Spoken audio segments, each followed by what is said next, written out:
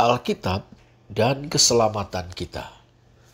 2 Timotius 3 ayat 14 dan 15. Saudara, kita percaya bahwa Allah telah menyelamatkan kita menurut anugerahnya melalui iman dalam Yesus Kristus. Anugerah adalah sumber atau mata air keselamatan kita. Allah adalah kasih. Ia kaya dengan rahmat. Ia berketetapan untuk menyelamatkan kita yang terhilang dalam kematian rohani karena dosa-dosa kita.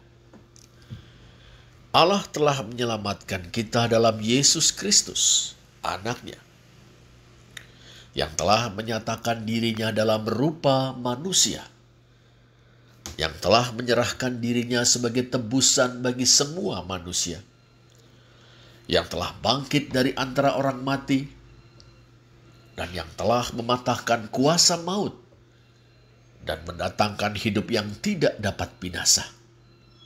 Itulah yang kita baca dalam 1 Timotius 3 ayat 16, 2 ayat 6, 2 Timotius 2 ayat 8, dan 1 ayat 10.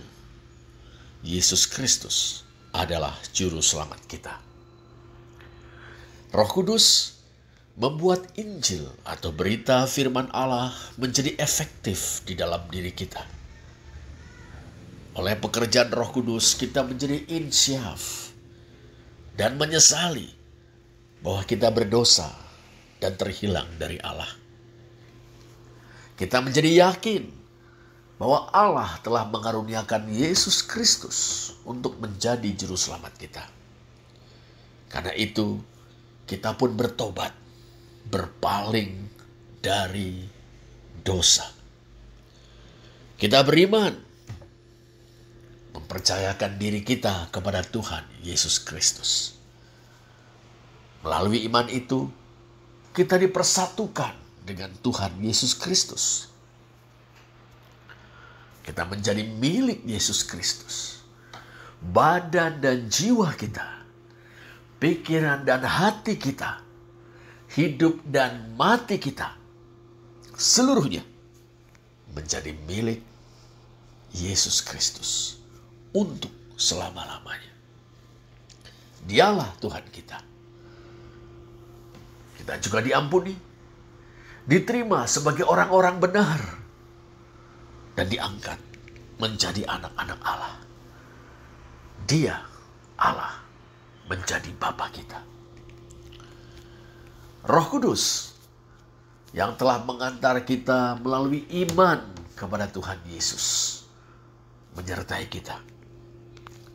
Roh Kudus memampukan kita untuk mengasihi, menolong kita untuk mengatasi ketakutan, dan menjadi pemberani dalam menjalani hidup, mengerjakan pelayanan, dan bersaksi.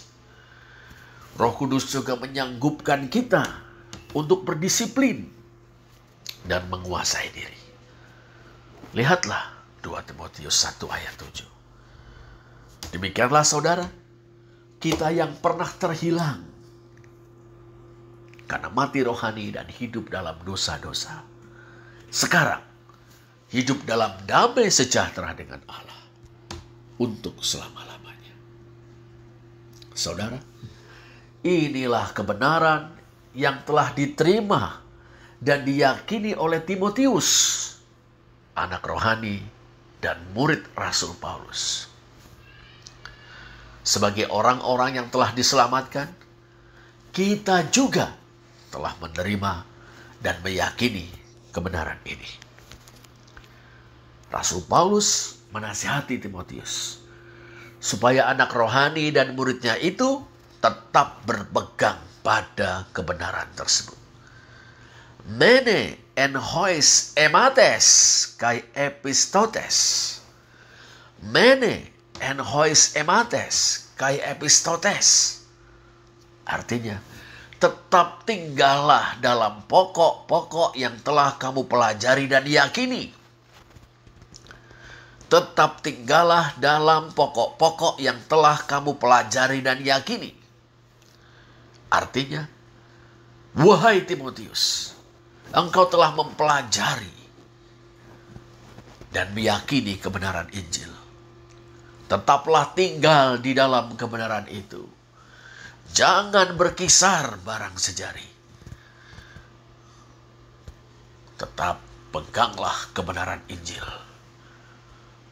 Dalam 2 Timotius 1 ayat 8, kemudian 13 dan 14, saudara, Rasul Paulus berseru, jadi janganlah malu bersaksi tentang Tuhan kita, dan janganlah malu karena aku seorang hukuman karena dia. Melainkan ikutlah menderita bagi Injilnya oleh kekuatan Allah.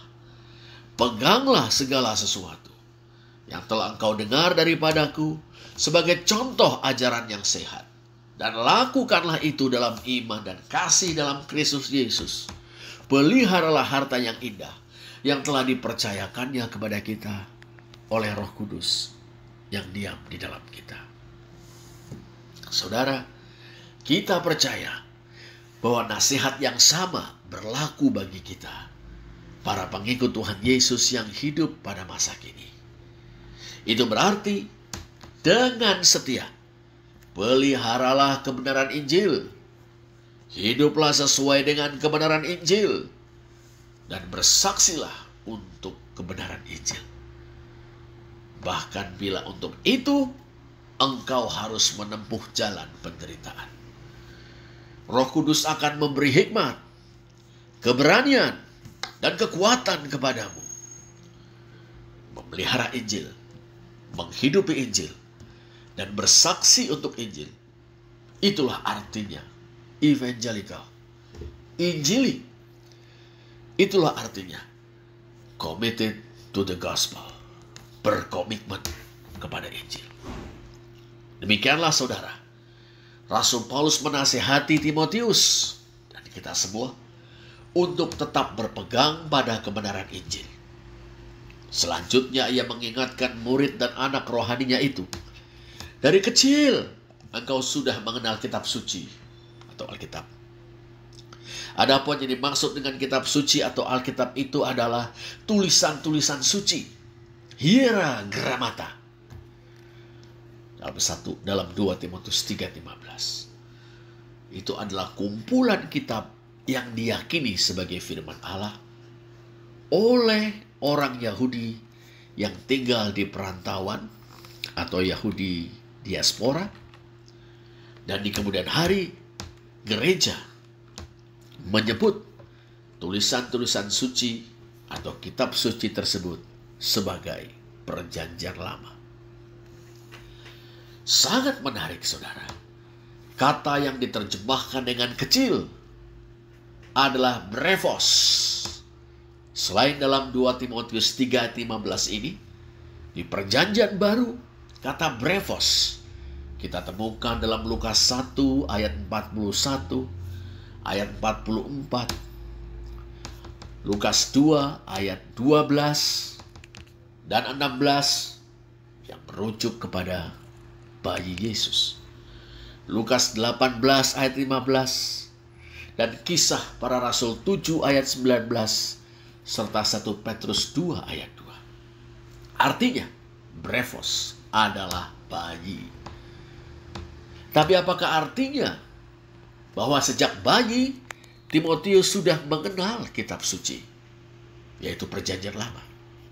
Saudara, hal ini tidak lepas dari peran dua orang perempuan yang paling dekat dengan Timotius. Mereka adalah Eunike, ibunya, dan Lois, neneknya. Dalam diri Eunike dan Lois, Rasul Paulus mendapati iman yang tulus ikhlas. Anupokritos pistis. 2 Timotius 1 ayat 5. Iman yang tidak berpura-pura itu artinya. Atau iman yang sesungguhnya, yang asli, yang autentik, yang murni. Tulus ikhlas. Saudara, kita dapat membayangkan betapa sejak Timotius ada dalam kandungannya, Eunike sang ibu mendaraskan membaca dengan berirama atau mengajikan kitab suci untuknya. Lois sang nenek menantikan kelahiran Timotius sang cucu dengan melakukan hal yang sama. Demikian juga setelah Timotius lahir, anak ini basah kuyup dengan ayat-ayat kitab suci di masa kanak-kanaknya, bahkan sejak dalam kandungannya. Setelah ia bisa membaca, ibu dan neneknya mendorongnya untuk membaca kitab suci dan memberi teladan ketekunan dalam membaca, merenungkan, dan melakukan firman Allah. Walhasil saudara, Timotius tumbuh menjadi orang muda yang dengar-dengaran akan firman Allah. Pergaulan Timotius dengan kitab suci telah membuatnya menjadi orang yang berhikmat di masa mudanya.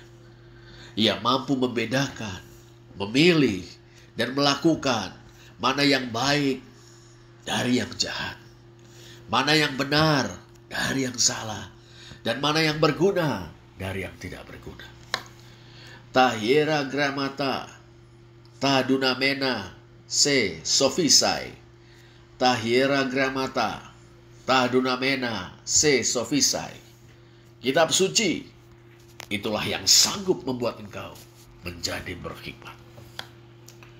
Kita pun teringat perkataan seorang pemazmur, dengan apakah seorang muda mempertahankan kelakuannya bersih dengan menjaganya seturut dengan firman-Mu.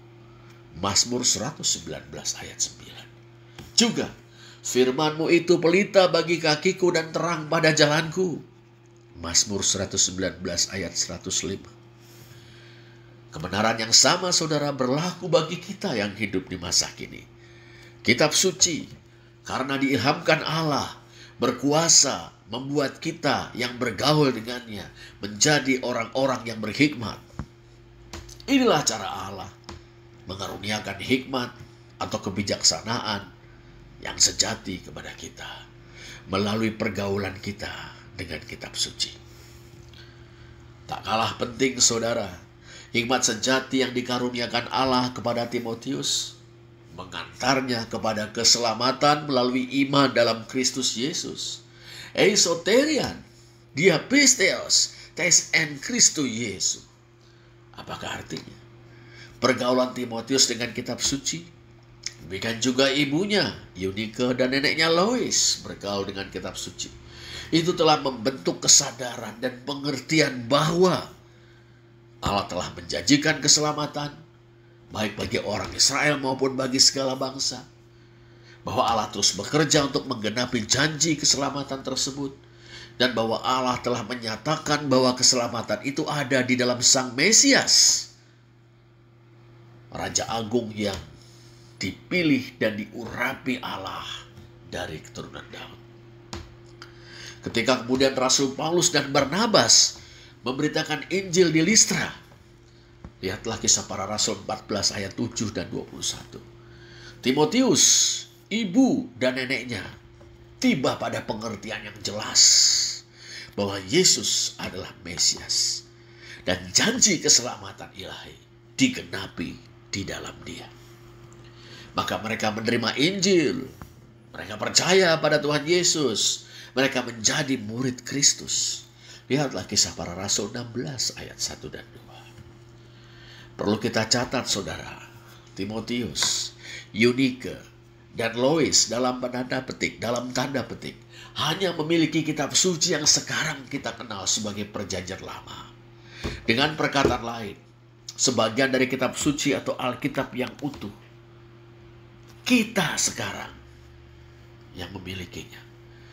Mereka hanya mengenal sisi janji yang penggenapannya mereka ketahui setelah Rasul Paulus dan Barnabas memberitakan Injil kepada mereka. Dalam artian tertentu, kita lebih beruntung daripada Timotius, Eunike, dan Lois. Kita tidak hanya memiliki Perjanjian Lama, tetapi juga Perjanjian Baru. Kita memiliki kitab suci atau Alkitab yang lengkap, utuh, yang menyingkapkan rencana dan janji Allah sekaligus menggenapannya. Kita tidak hanya mengetahui bahwa Allah akan mengaruniakan keselamatan melalui Mesias, Tapi juga kita mengerti bahwa Sang Mesias itu sudah datang, yaitu Tuhan Yesus. Melalui iman dalam Mesias Yesus, saudara, atau melalui iman yang mempersatukan kita dengan Kristus Yesus, kita diselamatkan. Keselamatan itu menjadi kenyataan bagi kita. Sudah menjadi kenyataan bagi kita.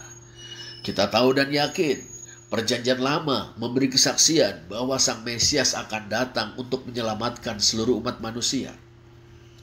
Perjanjian Baru memberi kesaksian bahwa Sang Mesias telah datang.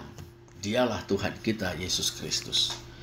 Oh, betapa agung Allah yang telah merencanakan dan menjanjikan keselamatan. Yang telah bekerja untuk mewujudkan keselamatan di dalam Sang Mesias. Dan yang telah menggenapi rencana dan janji itu dalam Yesus Kristus Tuhan kita. Betapa patut kita bersyukur kepada Allah. Betapa ajaibnya Dia. Dan betapa ajaib pula kitab suci, Alkitab, yang telah bersaksi tentang Sang Mesias, Tuhan kita Yesus Kristus. Saudara, mari terus berpegang pada kebenaran Injil, memelihara, menghidupi, dan bersaksi tentang Injil. Mari tekun membaca dan merenungkan Alkitab secara teratur setiap hari. Biarlah Allah mengaruniakan hikmat-Nya kepada kita. Marilah tekun setia melakukan firman Allah dalam hidup kita. Biarlah semakin tumbuh iman dan kasih kita kepada Tuhan Yesus. Biarlah semakin nyata kesaksian kita tentang keselamatan yang merupakan anugerah Allah dalam Yesus Kristus. Terpujilah Allah. Amin.